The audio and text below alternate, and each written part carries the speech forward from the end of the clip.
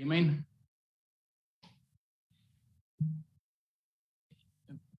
Members, officers and members of the public, may I welcome you to the hybrid meeting of the Governance, Resources and Strategy Committee. Can I ask everyone to please mute their microphones at all times unless invited to speak by myself? For those of you who are physically in the council chamber this evening, can I remind you that when speaking into your microphone, you need to wait until you see yourself on the screens so the live feed can pick up your comments. If you speak before your image is projected, those listening on the live feed or via Zoom will not hear anything you say. This is obviously particularly important in the case of a vote being taken. So if we can bear that in mind, members. Members, are there any apologies from the floor or via Zoom?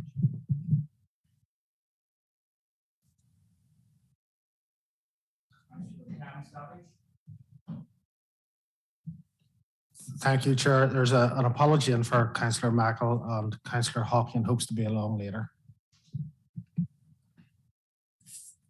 Thank you, Councillor Savage. I'm not seeing any other hands or lights on. The only other apology I would have would be from Councillor Margaret Inslee. So that's all right. Members, agenda item 2, are there any declarations of interest? Not seeing any hands or any lights, and obviously they can be made as we go through the meeting, members. Agenda item 3, report from the head of strategy and performance, and with 2 decision items and an information item. So item 3.1, the draft performance improvement objectives, and it's Martina McNulty to present. Welcome, Martina, over to you. Thank you very much, Chair, and good evening, everybody. Yes, Chair, these are the draft performance improvement objectives for the year ahead 22-23. And we're seeking tonight members' approval to go out with these for a public consultation exercise, an 8-week public consultation exercise to start in February, hopefully. Members will note that previously we had drafted improvement objectives for a 2-year period last year, but we did say that these would be reviewed in relation to progress that was made and other, I suppose, prioritisation of other issues. So these are the revised improvement objectives, and we're seeking members' approval to go out to consult on these, and members and also members of staff internally will be able to have an opportunity to input and feed objectives as they are. And then in due course, these will be brought forward for final approval to be implemented via a performance improvement plan that gets published prior to the end of June. Thank you, Chair. Okay, Martina, thank you for that report. Members, you have heard Martina and the report. Are there any questions or queries? Councillor Flaherty. Yes, thank you, Chair.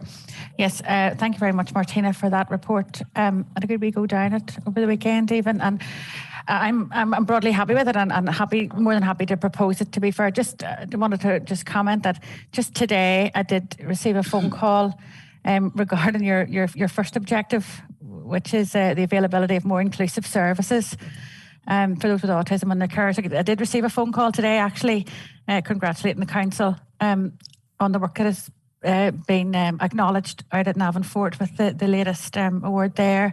We do, I've said this many times, members, you know my feeling about this. We still have a lot to do, but we do also have a lot to be proud of. With a really lovely event at Christmas. I'm very proud of it. I talk about it all the time. I make no apologies for it. It was fabulous for the children. And really, I'll take the opportunity again, making no apologies. That really does need built on. and extended. And I'll be pushing for that for next Christmas again, Martina. Get the dig in early now in January, because it was hugely successful and hugely heartwarming. And I've said to members before, I implore you to when possible. I know things were different this year with the restrictions, but honestly, it would do your heart good, and it really is so beneficial for these parents and families. So we're doing good work in that regard, Martina, and just happy to propose, and we'll keep working forward. And it's good to be getting the public's views on this too. That's vital. Thank you. Okay, thank you, Councillor Flaherty. Alderman Moutre.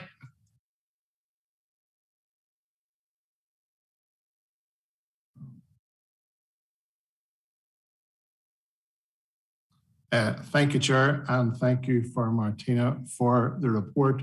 In relation to performance improvement objective number 3, that being that we will reduce the average number of days sickness absence lost per employee. And if we look across the table there to where we will have succeeded if in our standards and targets, one of them is we will have succeeded if 100% of managers have attended training by the end of March 2023. I'm not sure who set that target, but I don't believe that that's a realistic target at all. I think that should be done in the first quarter of this year, given that we know there are issues around absence in some departments within this council. So I would ask that there's looked at and a more realistic date put in it. Other than that, I'm content. Thank you. Thank you, Chair. Certainly, thank you, Alderman. We can liaise with HR and see if there's something that we can change in relation to that. All right, thank you.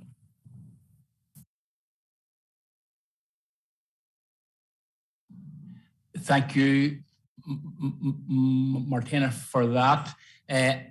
Of Councillor Cosby.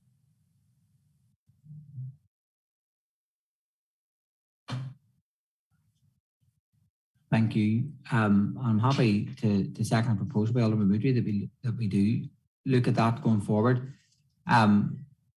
Probably with some more specifics around it, because I do believe from memory that on a previous occasion we had highlighted in I believe an audit report around issues with training and getting management training completed. Now, I would have to go back through my papers at some level to give you the exact detail of that, but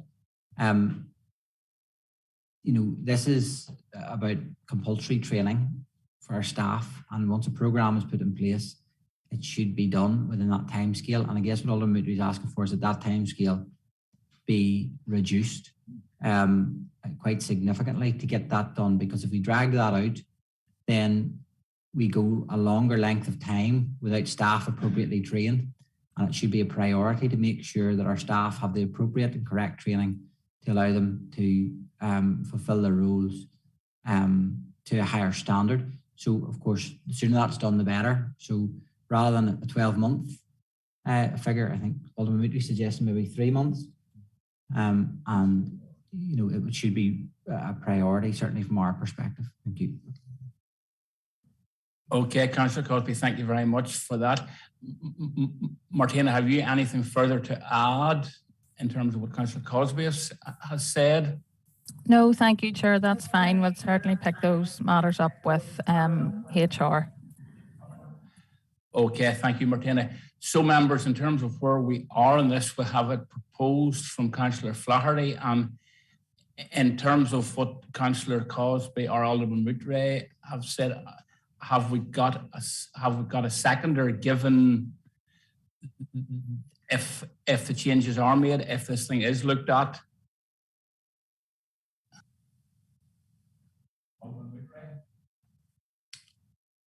Chair, yes, Chair. I am happy to content to second it, as long as there's clarity around that this objective will be a priority and will be carried out within the next short number of months. Thank you. Okay, Alderman Moodry, thank you. So we have heard it proposed and seconded with the amendment that in Q1 this thing is changed, the target has changed. So I think officers will have taken note of that. So members, it's been proposed and seconded. Agreed? Thank you. Agenda item 3.2, consultation documents from external organisations. Over to, and before I bring you in, Martina, Alderman Twyble.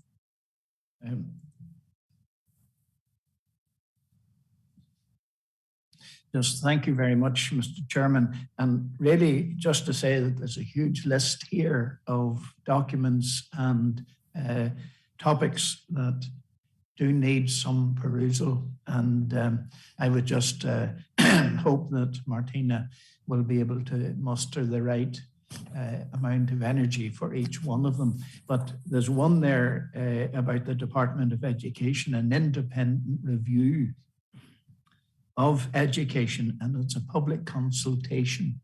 And I would think we as a body, as a council, ought to make some sort of comment about that public consultation. Now, I haven't read the document, but I have been made aware of some of the issues in it. It is a widespread document, and it affects education, obviously, in this area, as it would do right across the province. So I think this does need some perusal, and it may be that we just confer and if you like, respect the comments that are made in it, and it is a review, so there will be further reviews coming afterwards, but it is an important topic at the moment. So I think we do need to make some effort to look at this document and maybe make comment. Okay, Alderman Muta, thank you very much. I'm aware that Councillor Lavery is wanting in, but I'm going to bring Martina in first to bring the report, and then we'll see where we go on that, members. Martina? Thank you, Chair. Thank you, Alderman Twyble. Yes, as you'd said, it is quite a, I think we're getting more and more consultations all the time, but that's a good thing that we're being asked for views. And certainly in relation to that particular one, it is an initial views, as you had said, there will be further reviews, further views taken. So I think I'm aware that our colleagues in community planning are content to perhaps have a look at this on our behalf. The time frame may be quite short, as often this happens, but it'll go probably with a proviso that subject to being brought back through committee again at a later date. And I just wanted to point out at item number 8, there's just a typo there, community planning. We're nearly getting the work to do on this one as well, but it's actually our colleagues in the planning department that will be dealing with number 8, and they'll be bringing a response through committee in due course in relation to that matter. But this is a decision item, members, so we just need approval for the recommendation for processing the consultation documents. Thank you, Chair. Okay, Martina, thank you very much. Councillor Lavery. Thank you, Chair, and thank you, Martina, for outlining the process. I would just like to say a few comments on consultation number 10 from the Department of Communities relating to local government ability to hold remote hybrid meetings. I say that there's it's proposed that an officer's response from Legal and Democratic Services team. Within that response, I would like the team to give the view in terms of council that we would support the extension of the ability to hold remote and hybrid meetings. And I would say that for 4 sort of reasons in particular. One is environmental impact. I think since we've moved to this remote hybrid setup, there's been a lot less cars on the road in terms of members and officers travelling to and from meetings, in some cases multiple meetings in one evening. So there's certainly that environmental positivity which has come from this well-needed piece of legislation. The second will be savings in terms of the ratepayer. There's been a decent level of savings, which sort of related to that less mileage, less claims of expenses from elected members, which of course would have a positive impact in terms of the ratepayer savings. Third is transparency. I think the transparency of our business and even the scope of what council does has been being able to put on the agenda in a much better fashion, given that all these meetings are live streamed, they're recorded, they're on YouTube, and they do get regular updates in the press with regards to various issues now, which currently would have gone unhighlighted. So I think that's a very much a positivity in terms of increased transparency. And the fourth is probably just, in terms of member and officer well-being, and that they're able to conduct some of their meetings from home without having to have that increased burden and concern, for example, additional childcare or caring responsibilities, and having to manage and juggle those, having to drive some distance. Indeed, you only have to look at planning committee last night, which went on for 6.5 hours. And then you had a number of members who had the guts of an hour to travel home after that.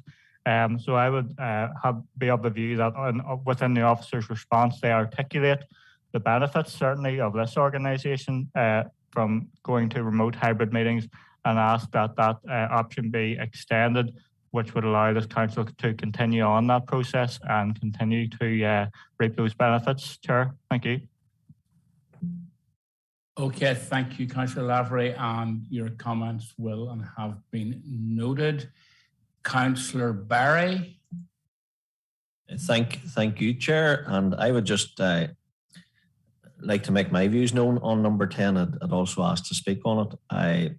Obviously, we're going to have differing views on it, but I think it would be important that the Chief Executive and the Director would need to meet with the party leaders, or indeed the parties individually, to seek their views on this, because I'm of the opinion, and always have been of the opinion, as things relax, and thankfully as things are getting better in relation to the variants and COVID regulations are hopefully loosening and getting more flexible, I believe we need to be around the table again. We need to be around the chamber, and we need to be able to look the officers in the eye and challenging them when we do need to challenge them, not across Zoom, but face to face. So it's good to see officers here tonight. There could be more. There could be more members here. And I think there could be a laziness from some members now that they've got too comfortable, maybe babysitting at home, I don't know. But we were elected to represent the people. I'm not saying you're not representing them at home, but I think we need to be around the chamber. And I think, to me, it's better to have a debate and have conversations around the chamber. Zoom has served a purpose. It has served a purpose very well during a very bad pandemic. But I think we have to get to the next stage of looking at an exit strategy away from Zoom and getting back around the table and getting back to meetings, keeping the safest option, obviously, and keeping that in mind. But I think obviously the officer's response must be pretty clear from all members in relation to their views. Obviously, there'll be those that will clearly differ. One all differs already. But that's my view. It's a democratic process. And I have always believed for some time that I think we need to be getting back to the chamber. Thank you, Councillor Barry. Chief Executive, you want out at this stage? Thank you, Chairman, and good evening, members. Having listened to the two previous speakers, the recommendation for number 10 is that there would be an officer response. I think it's fairly clear that that should now be reprofiled to be a councillor and council response. So there perhaps is then an amendment to that officers will draft a report and bring that forward for council to make a view on corporately, Chairman. Okay, thank you, Chief. A couple or three more speakers want in here. First of all, Councillor Flaherty. Thank you, Chair. I'm a wee bit lost for words after a statement there, but apologies that I'm at home. But I want to comment actually on just briefly on number 16. Otherwise, look, I'm in the round happy enough to propose this because I don't think there's been a proposer, Chair, but if there has, maybe I need a second. But it's just one of the things that has jumped out to me that I'm contacted probably the most about in all of this list is number 16, which is the inconsiderate pavement parking options paper. I live near a school, for example, so I would be doorstepped about this, literally doorstepped about this particular issue. We also have we have a number of very busy high streets and town centres and village centres within this large borough. And so this, I think, is quite an important piece of exploratory work that is being done by the department, and probably I would fail to say that it maybe does need a wee bit more press, a wee bit more highlighted, perhaps, even from our own comms. Perhaps I don't know if that's possible or not. The options are pretty strong there, and I'm pretty happy with what they're proposing, and I'm happy myself to reply or speak to any of the officers if necessary. But I think that really is quite an important one. This really is, and inconsiderate is probably a polite way of putting it, because we all know the problems that's faced by this with buggies and prams and children and wheelchairs and people with mobility issues, and it really is a big inconvenience to a lot of people. So that was the one that stuck out with me. Other than that, I'm quite happy sitting here on Zoom. I agree, have to say, with Councillor Lavery in regards to the environment and savings. I wasn't going to say anything, but I really was a wee bit floored there, because I really do. I don't like the thought that I'm thought of as any less of a councillor because I am sitting in my own home, and I'm on my third Zoom of the day, quite frankly. So I'm quite content that I can carry out my work as necessary in these times. So there's my 2 pennies worth for it. Thank you. Okay, Councillor Flaherty, thank you very much. And your comments on have been taken note of. Members, the next member I have is Councillor Tennyson. Thank you, Chair, and apologies just about my camera this evening. My internet has been temperamental this past couple of meetings, and it seems to work a lot better with the camera off, so you'll forgive me for that. Yeah, just returning to the issue of the response in terms of remote and hybrid meetings. I mean, the first thing I'll say is that a hybrid meeting offers, having legislation in place which facilitates hybrid meetings allows council the flexibility to have those, whether or not members, wish to avail of them. I think it's important that the option is there for us and other councils to make that decision. But I do want to return to what I think was a pretty outrageous remark, actually, from Councillor Paul Berry. Because I represent my constituents very well and have done throughout the pandemic, and I think we all have. And I mean, it's beyond belief. I mean, we don't all own our own businesses here. I'll say that much. Not all of us have the flexibility to come and go as we please in terms of our employers. There will be members who have caring responsibilities. There'll be members who will be asked to work overtime at short notice. There will be meetings during the day, which members previously, like myself, wouldn't have been able to attend, whereas now we do have the ability to attend those meetings at 1, 2 o'clock in the day. So I actually think I've been able to represent my constituents better, given the flexibility. And I think we need to get away from this idea that the only people who could be councillors are people who are of a certain age, who are able to have that flexibility in work. And I think we need to make the role of a councillor much more accessible to younger people, to women, to people who maybe don't have the money to take a couple of days off work to attend meetings during the day. So this is about all of those things that Councillor Lavery said. It's about accessibility. It's about the environment. It's about saving the ratepayer money. And I think it's very important actually that we as a council submit that council response and have that debate amongst ourselves, because I think it's very important for the future of local government beyond just COVID-19. So I'm happy to second Councillor Flaherty's proposal with the proviso, of course, that we do, as the Chief Executive says, submit a council response to that consultation. Thank you, Chair. Okay, thank you, Councillor Tennyson. Councillor O'Hanlon, you're up next. Yeah, thank you, Chairman. And I would like to support the sentiments of Councillors Lavery, Tennyson and Flaherty. I'm sitting with a child on my knee, and that child's getting a bottle. I don't feel that I'm doing my role any less as a councillor. In fact, I think that I am doing my role as a role model for men in society, where they take on more responsibility, and that we just don't walk out of the house and leave the childcare responsibilities to our partners, our wives. I think it's an outrageous comment by Councillor Berry. I would have expected better, and I would ask him to withdraw the comment that someone who is taking on the responsibilities at home is lazy. I think it's an outrageous comment, and I would ask that he withdraw it immediately. Thank you, Councillor O'Hanlon. The next speaker that I have on my list is Councillor Cosby.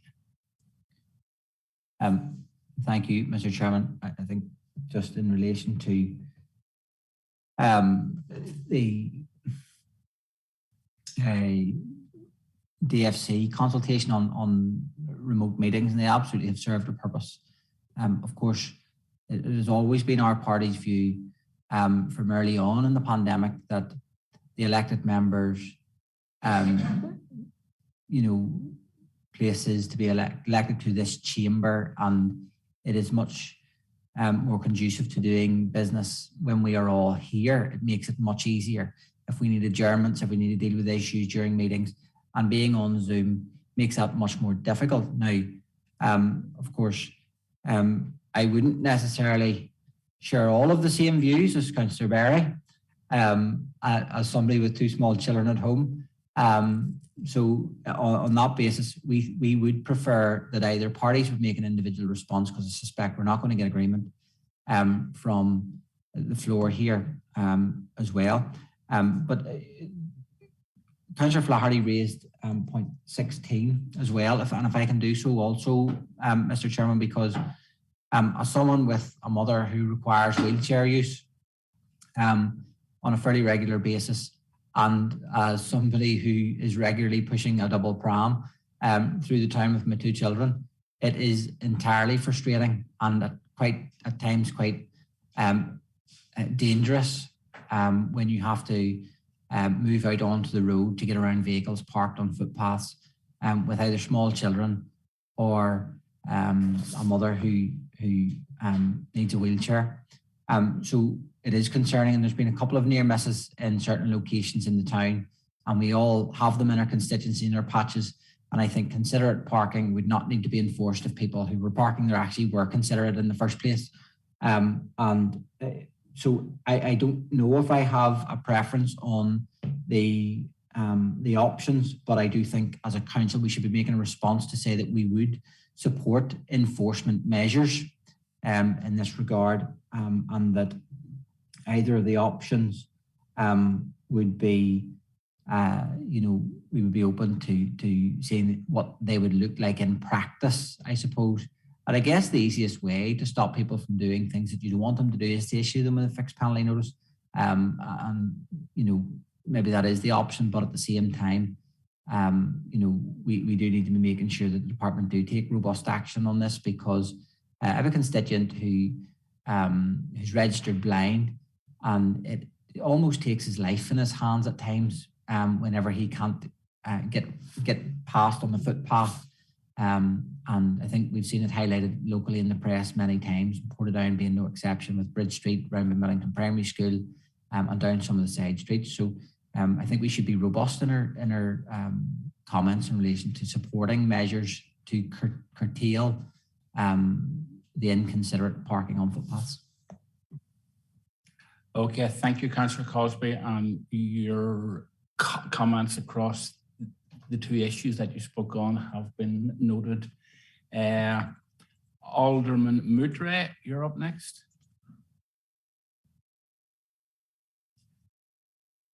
Thank you, Chair. And coming back to item number 10 again, I'm broadly supportive of what Councillor Berry said. None of us would be in the issue that we're in if it hadn't been for the COVID pandemic. And when it's not safe for everyone to be here, I'll not make a judgment as to whether people stay at home or whether they attend. That's an individual thing, and people have got to do what's best for them. That's understandable.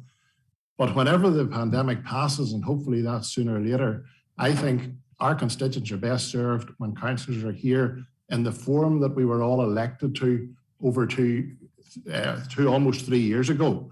And I know that I find it beneficial to be here because I can engage not only with officers face to face, but also with other councillors from other parties. And often, sometimes the deals are struck behind the scene here, not in the council chamber. So I think it's beneficial. And the sooner we're back to that, the better. And there have been problems with Zoom. Votes have been missed. It have delayed meetings. The IT people here have been called on an awful lot more. So the sooner we're back to normal service, the better for everyone. Thank you, Alderman Mudray. And I would have to say that I do have some sympathy for the comments that you have made. And they have been duly noted, so thank you. So Item 3.2, members will have it proposed by Councillor Flaherty. It's been seconded by Councillor Tennyson. Officers have taken note of the amendments and so on.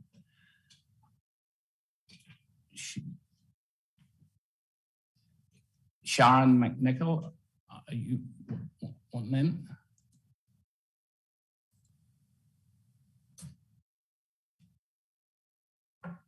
Thank you, Chair. Sorry, Chair, it was just to clarify with respect to consultation number 10. There was a couple of suggestions there. One was around contributions to a corporate response. The other one was that parties might want to respond individually.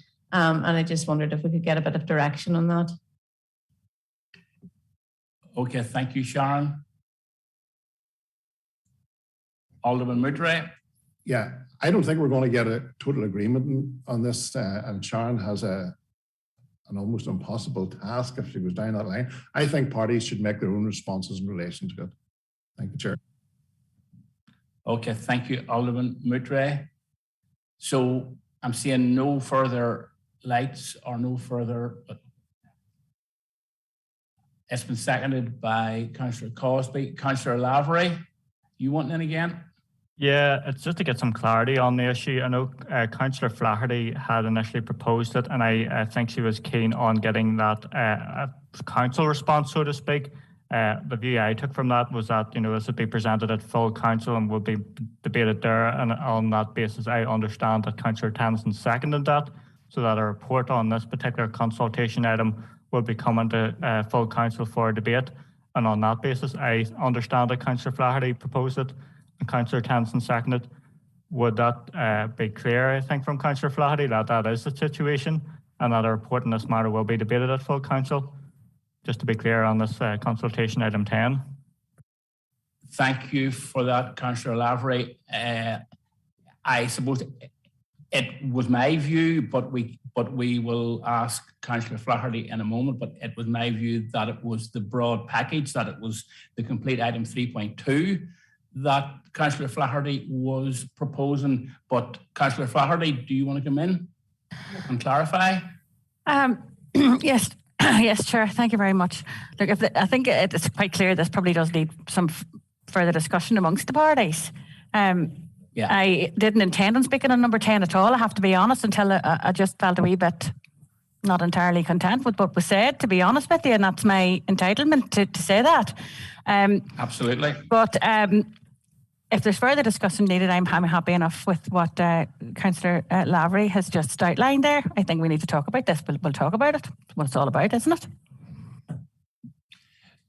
So in terms of your proposal, is it a proposal on the complete item 3.2? Yes. Thank you. Councillor Kevin Savage. Thank you, Chair. And just want to make a few comments. Chair, I think we're in danger of going down a rabbit hole here of arranging another meeting to discuss these consultations, and that's exactly what they are. They're consultations. And I think if the parties want to go through democratic services and submit their own, I think this council is well able enough to accommodate everybody's view on it in the consultation. And I really don't think we need to debate it again at full council. So, you know, I'm not going to make a proposal, but I thought the situation was that parties individually would be able to make a response, and that would be included in the collective council response. So everybody's voice was heard. I think that's probably a sensible way to do this. I don't think we need to have a debate at full council about a consultation document, for that's all it is. And everybody will have the opportunity to submit their views on any one of them. As was mentioned, there's going to be more of these coming forward. You know, you could have a debate every night of the week on individual consultation. So I think the way forward is if parties want to contribute or individual members want to contribute, so be it, let them include it in our response, so that the consultee has a view of the different parties in the council. So that's all I wanted to say, Chair. Thank you. Okay, thank you, Councillor Savage. Councillor Cosby.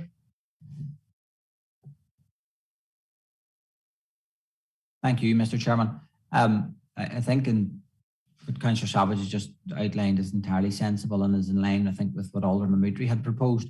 I think my confusion actually comes from the proposal that Councillor Flaherty made, because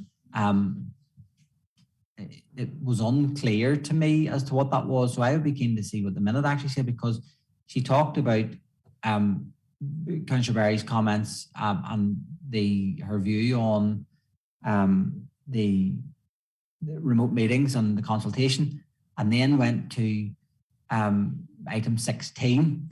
So I'm not entirely clear as to what the proposal actually was. I just thought it was that we would agree with the schedule, but noting that there was no agreement with the item 10, which is why then Alderman Moutry has proposed that parties would make there.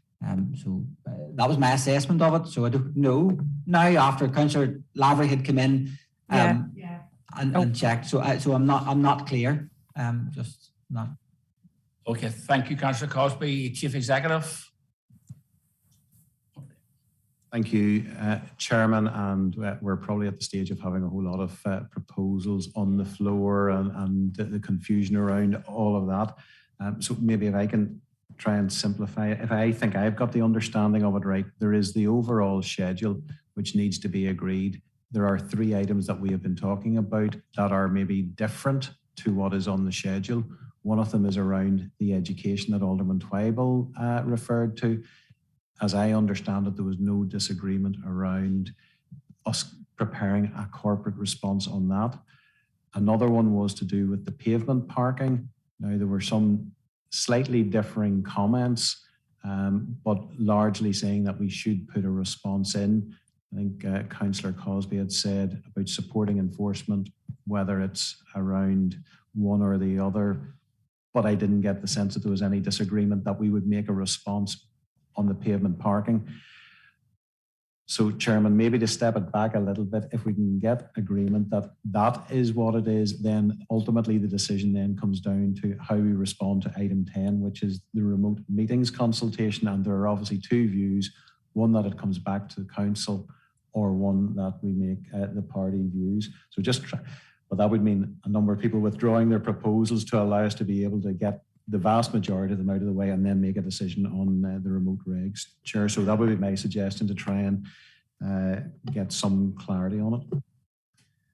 Thank you, Chief Executive. And I think that certainly does provide us with a way out of what is rapidly becoming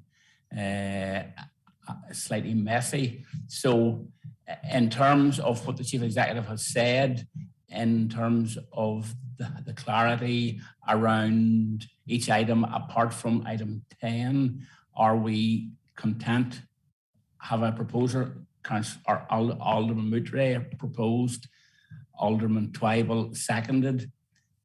Members, you've heard it proposed. I'm putting it to the meeting. Agreed? Agreed. All right. So that's that. And then in terms of the item 10, Chief Executive. Thank you, Chairman. As I understand it, then the first proposal is coming from Councillor Flaherty, is that there would be, the parties would discuss and there would be a corporate response. So that is the vote that would have to be taken first, Chair, that there would be another debate on this at the council at the end of the month. Members, any comments, views, any hands, any lights?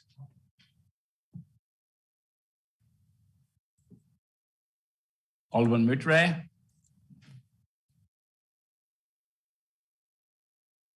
Thank you, Chair. I'm loath to come back on this once again, but there isn't agreement throughout the chamber in relation to this.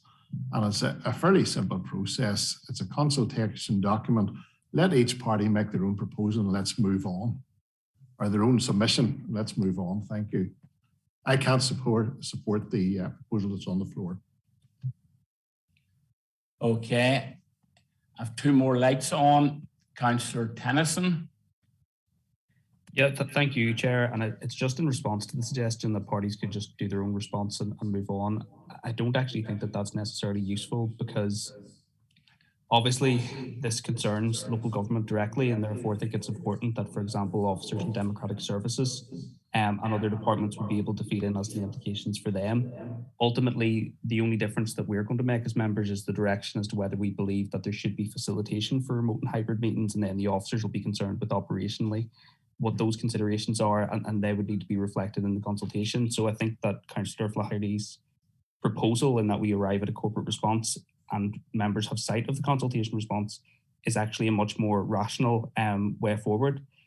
The final point I want to make, and I neglected to make it earlier, is that back to the allegation that we're all sitting at home and being lazy. The guidance at the minute is actually that councillors and all staff work from home where it's possible to do so. So I'm here compliant with public health regulation, or the public health guidance. And I'll be clear that, last year, whenever things were a bit better, I did come in and attend meetings in person whenever I felt it was valuable to do that. But I think it's important that members aren't judged or vilified for making the decisions that we feel to be best for ourselves, our families, and our co-workers. Thank you. Thank you, Councillor Tennyson. Councillor Flaherty. Yeah, thank you, Chair. I'm like Councillor Tennyson. I'm loath to say anything again here because that got very complicated very quickly. I can't even think how that became as complicated as it just has, because yes, I came in to actually highlight an issue of inconsiderate parking. Unfortunately, the member that spoke just before me had insinuated that I was lazy for sitting at home. That's all I was getting at, Chair, with all due respect. So, all I meant was, if we have to go back and speak to our groups and feed that back in, I don't know what else to say. That's my take on this. The rest of your members can say what you like, but that's all I was saying. That's all I was saying. I agree with Councillor Savage, Kevin Savage. These consultation papers are brought to us every month. We're quite within our rights to talk about whichever one we want to. I don't know where that takes you, Chair, but that's my last word on it. I stand by my proposal. Okay, thank you, Councillor Flaherty. Councillor Barry. I think it's abundantly clear, Chair, that if you bring this back to a full council meeting, the chief executive and the directors will be scratching their head wondering what response they're going to make. Like, is it not clear? Those that are in the chamber are sitting at home. Everybody has different views on this, and every party in their own parties are going to have different views. And you throw that into the council chamber, as Councillor Savage has said, the officers aren't going to be fit to make a report. So, as Alderman Mutry has said, let the different parties make their submission to the chief executive, and then they can be consulted back to the Department of Communities, because you're not going to get one message here tonight or at the end of the month. It's not going to happen. Everybody has their own views in relation to it.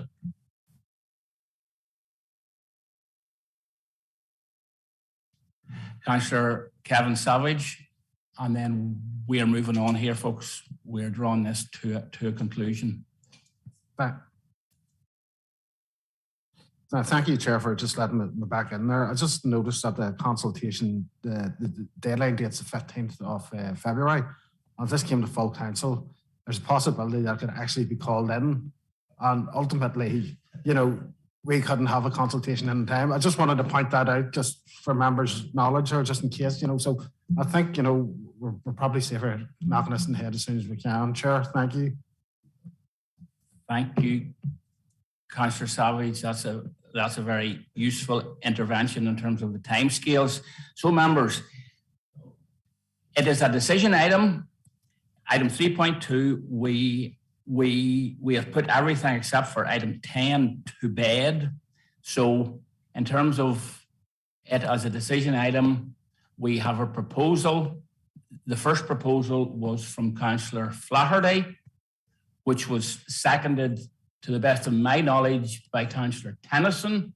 And I'm going to put that to the meeting. Are we in agreement, members, or not? Yes. There's no agreement. Yes. A vote. Okay. So we're voting on Councillor Flaherty's proposal. First on my list, Councillor Barry. No.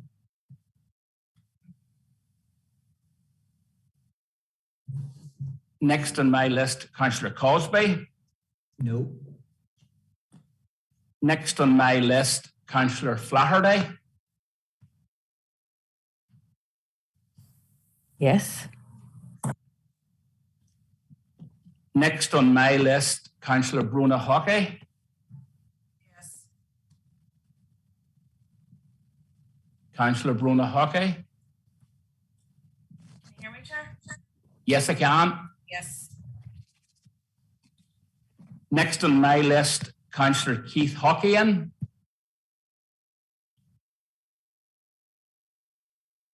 Is Councillor Hockeyan on? No, Chair. Next on my list, Councillor Thomas Larkham. Yes, Chair. Next on my list, Councillor Peter Lavery. Yes. Next on my list, Councillor Liam Mackle. Apology. Next on my list, Councillor Louise McKinstry. Yes, Chair. Next on my list, Councillor Darren McNally. Yes, Chair. Next on my list, Alderman Stephen Mudray. No, Chair. Next, Councillor Thomas O'Hanlon. Yes, Chair. Next, Councillor Kevin Savage. Yes, Chair. Next on my list, Councillor Kyle Savage. Yes, Chair. Next, Councillor Owen Tennyson. Yes, Chair. Councillor Tinsley is not on the meeting. Next, Councillor Kieran Toman. Yes, Chair. Next, Councillor Ian Wilson. No, Chair. Next, Alderman Kenneth Twyble, the Vice Chair.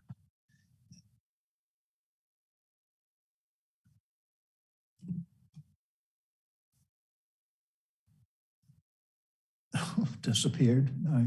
Oh, yes, sir. Yes, Mr. Chairman. And last, myself, Councillor Tim McClelland, no. Give us a moment, members.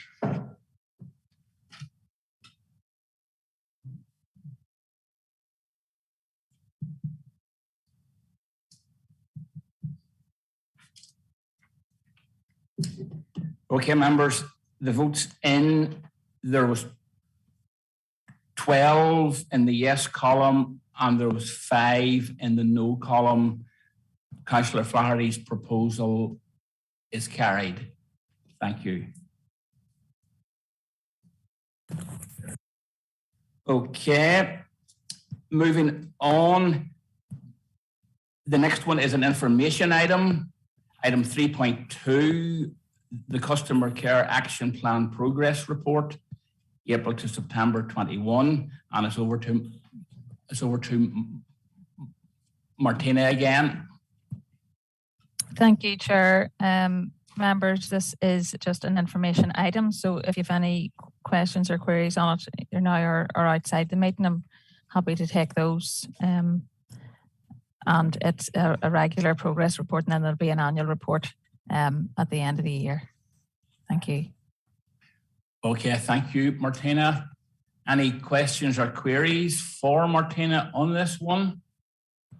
Not seeing any hands or any lights in the chamber. So as an information item, move on. Thank you, members. Agenda item number 4, report from the head of tourism, arts and culture. And it's a decision item, members, and it's item 4.1, and it's the Navan Centre Iron Age dwelling. And it's welcome to Brian Johnson to present this report. Brian. Thank you, Chair, and good evening, members. And as you said, that the report relates to the Iron Age replica Iron Age dwelling at the Navan Centre. The dwelling was built in 2005 with with a projected lifespan of 12 years, which is since passed. A survey was undertaken by the council's building surveyor, and which stated that the building was no longer viable as an operational asset, and that the recommendation was that the structure remains closed, presumably on health and safety basis. The replacement cost of the dwelling is in the region of 80 to £100,000 plus professional and statutory fees.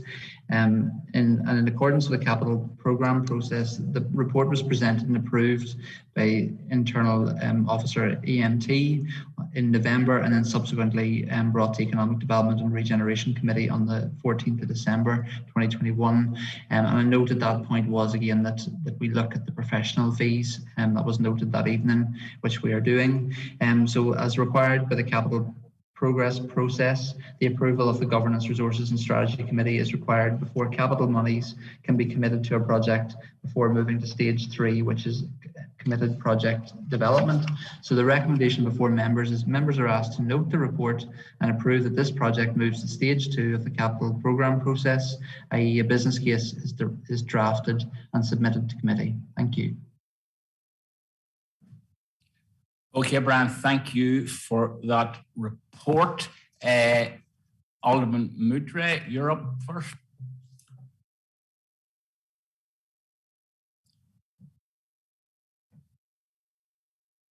Thank you, Chair. We're spending 80 to 100,000 pounds on this. The part that concerns me most of all is that professional and statutory fees come out at 50% of the project costs. Is there someone who can give me some clarity around that? That seems very high, so it does. Thank you, Alderman Mutre. Brian?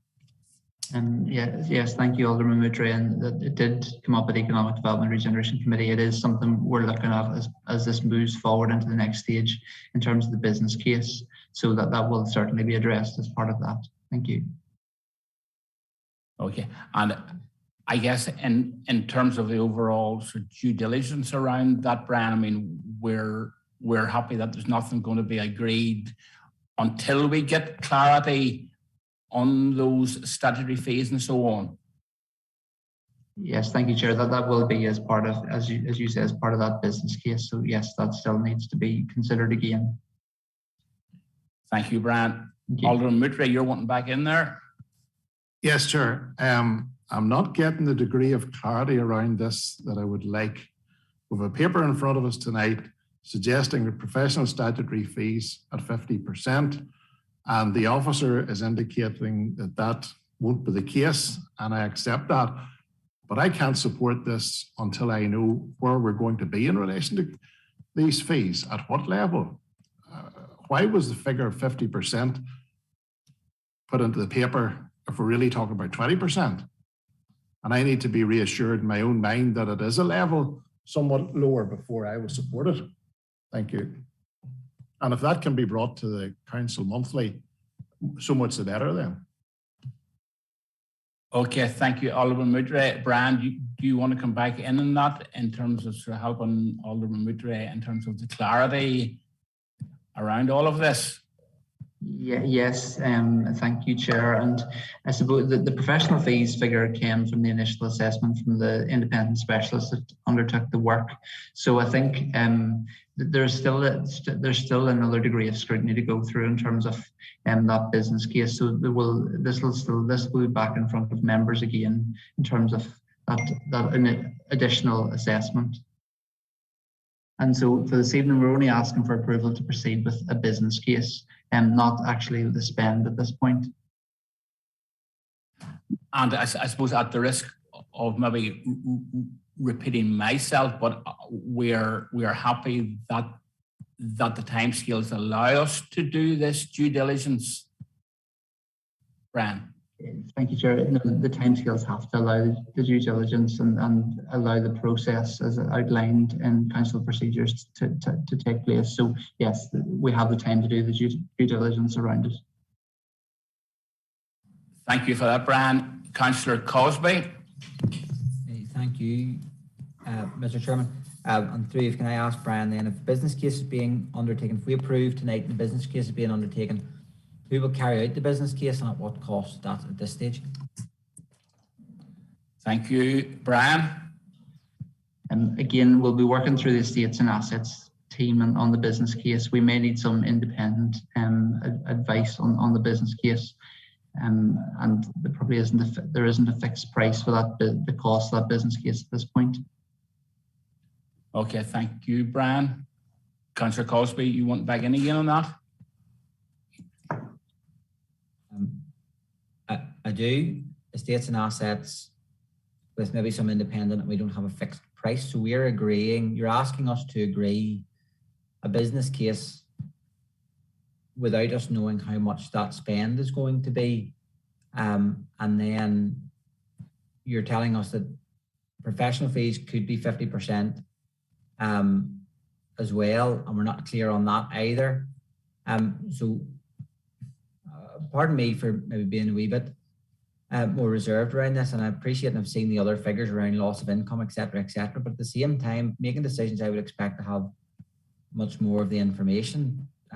So I am wondering, can we do a bit of work around that? And if members are happy, and we can bring that back to the council meeting. Is that possible? In light of Alderman Moodley's concerns and then queries around not having information around how much a business case is going to cost for this project, given the fact that the fees for professional fees are set currently in the report at 50%, I'd be a wee bit concerned what the professional fees for this would also then be. Thank you, Councillor Cosby. Going to bring in the Chief Executive. Thank you, Chairman. Yes, we'll be happy to bring a report back through the full council. What we do is we step through various stages of the capital programme. When a project is identified, there will be a notional budget that will be set out. It then has to get worked up into more detail, depending on the size and the scale of the project. That will determine the extent of the business case that needs to be developed. So I think that's why Brian's saying it's hard to say the business case is going to cost X, Y, or Z, because if it's a small project, it'll obviously be a much more straightforward business case. But we can certainly bring a more detailed report back to the council meeting that will address those points that members are making. Thank you, Chief. Councillor Cosby, you content? The next speaker I have, Councillor O'Hanlon. Chair, look, if members are happy with that, look, to me, it's about agreeing the principle of the project, and then I would expect the full costs and business case to come back to council for final approval. But a way of resolving that is what the Chief Executive has outlined, and I'd be content with that process. Thank you, Councillor O'Hanlon.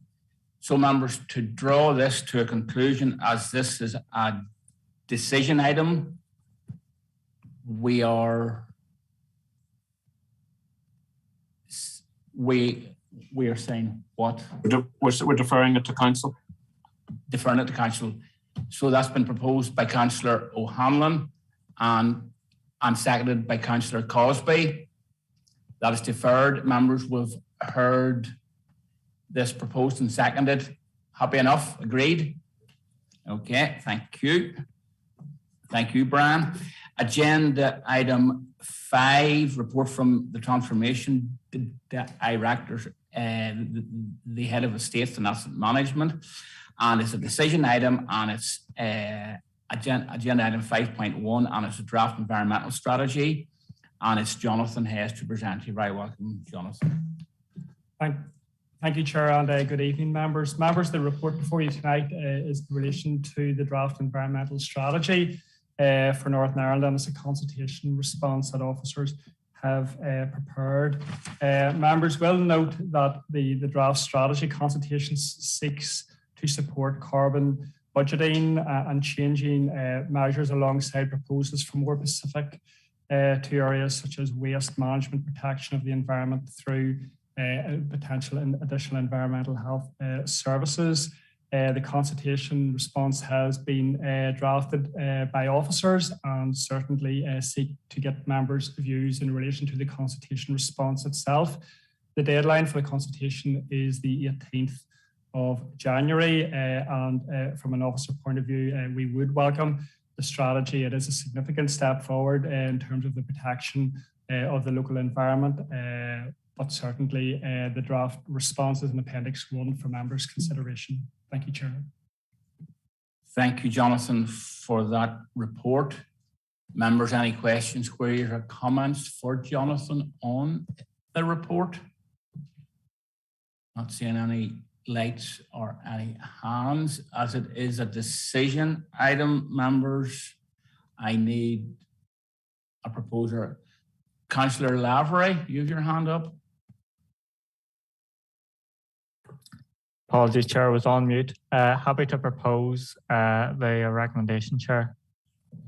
Thank you very much, Councillor Lavery, and it's nice to have you off mute. So it's been proposed. Is there a seconder?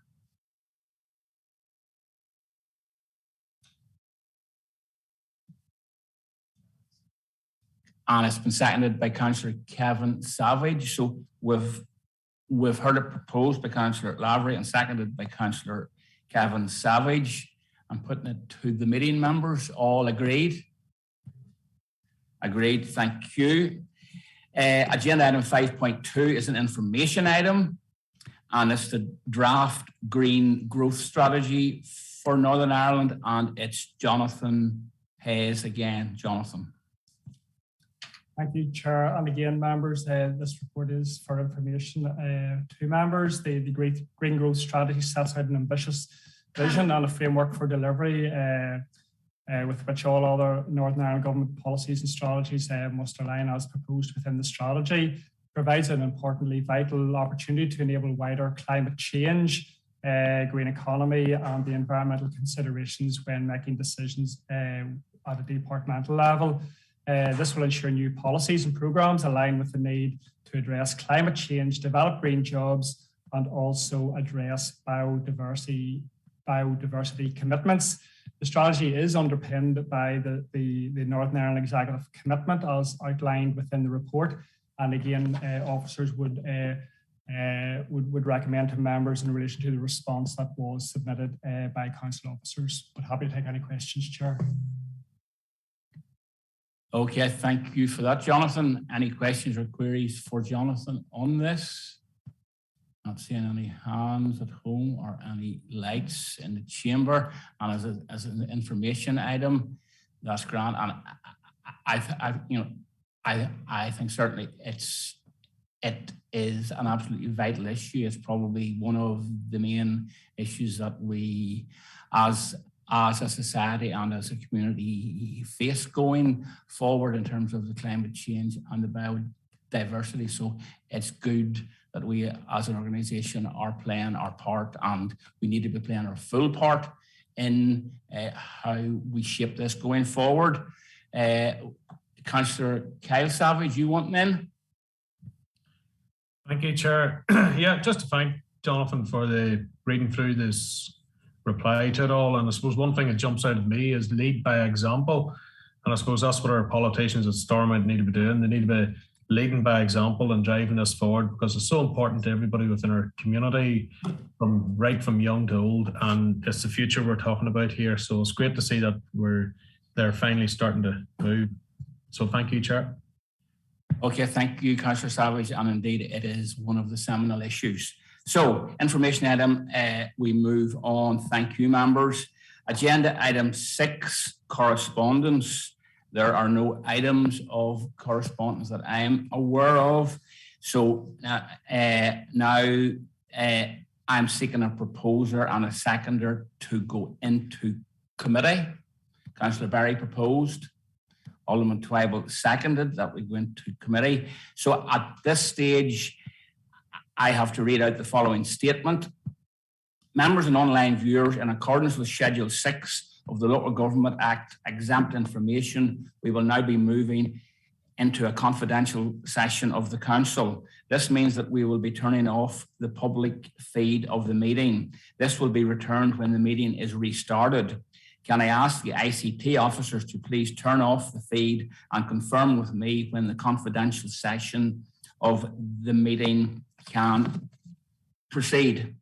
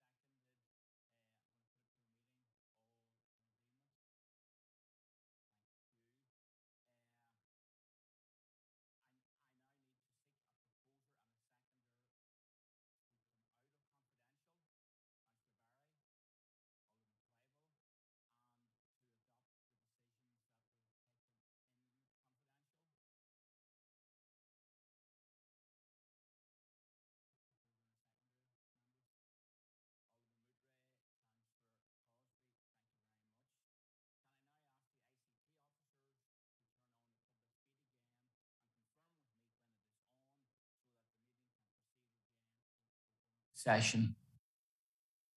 Thank you very much. Agenda item 11, any other relevant business. Members, officers, members of the public, I haven't been notified of any, any relevant items of any other business. So at that stage, it's my duty to call the meeting to a close. Can I thank you all for your participation this evening and wish you a remainder of a good evening. Thanks, members. Thank you, Chair. All the best.